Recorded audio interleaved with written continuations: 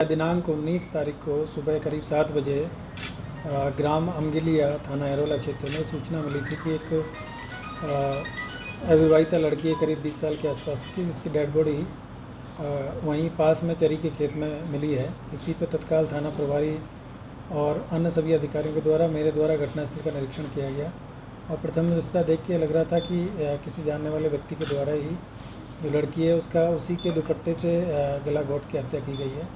और वहीं पे जो घटनास्थल का निरीक्षण किया गया तो रोड पर मोबाइल को तोड़े जाने के भी साक्ष्य मिले और जो मृतका है उनके शरीर पे भी चोट के निशान थे और पोस्टमार्टम की जो रिपोर्ट थी उसमें भी स्ट्रेंगुलेशन के माध्यम से उसकी डेथ हुई है और उसके शरीर पे भी हाथ पे और कहीं और जगह भी चोट के निशान है, जिस पर कि हाथापाई के साक्ष्य उसमें मिले हैं।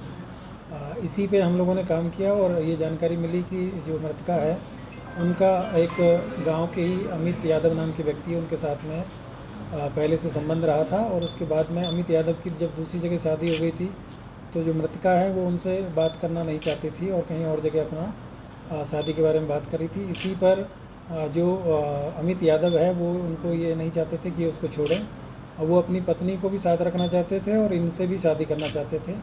इसी बात को लेकर इनमें आपस में झगड़ा हो रहा था और उस रात्रि में भी इनको पहले उन्होंने बात करने के लिए बुलाया और उसके बाद में जब इन दोनों में झगड़ा हुआ तो उसी दौरान लड़की के द्वारा उसको एक थप्पड़ मार दिया गया। इसी पे गुस्सा होकर उसने इसका गला दबा के इसकी हत्या कर दी। उसके बाद में फिर मोबाइल तोड़ दिया और फिर वहाँ से फरार हो गए। आज सुबह अमीलिया जो जगह है वहाँ पे इनकी ये ट्रेस हुए हैं और वहाँ पे पुलिस के द्वारा मुठभेड़ हुई जिसमें इनकी गिरफ्तारी हुई है। इनको पैर में गोली लगी है। अभी इनको जिला अस्पताल में भर्ती कराया गया है और ये एक बहुत ही जघन्य श्रेणी का अपराध है जिसमें कि जो पीड़िता है उसको बेवजह इनके द्वारा इसमें मारा गया है।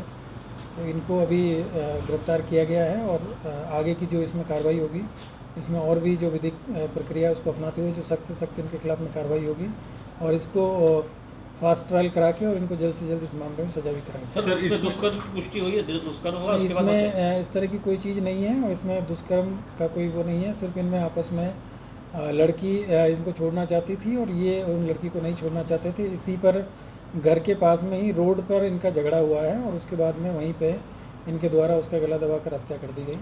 अब पास में चूँकि वहाँ छुपाने के लिए करीब 20 मीटर दूर ही खेत में उनकी जो डेड बॉडी जो पीड़िता है उसकी मिली है। इसने बुलाया था रात में?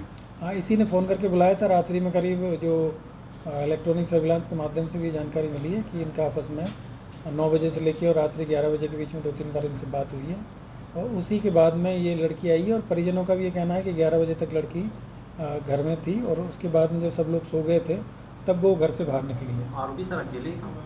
हाँ, आरोपी अकेले ही था और ये उसी गाँव का रहने वाला है और जो घटनास्थल भी जो पीड़िता है उसके घर से मुश्किल से 50 मीटर दूर का है। ये घटना कारित करते समय मतलब आरोपी अकेले था कि? जी, ये अभी तक की जो जानकारी मिली है उसमें आरोपी अकेला ही था और वो मिलने उससे आया था। अपराधी का कोई सर और इतिहास पुराना इस तरीके का? इस तरह का कोई इतिहास नहीं है। ये भी जो टीचिंग का काम करते हैं और जो पीड़िता है वो भी उसी स्कूल में पढ़ाती थी, मतलब गेस्ट फैकल्टी ग्रुप में, और ये भी उसी स्कूल में पढ़ाते थे। वहीं से इनके आपस में संबंध हुए थे और जो आरोपी व्यक्ति है इसकी शादी हो गई है, इसके एक बच्चा भी है।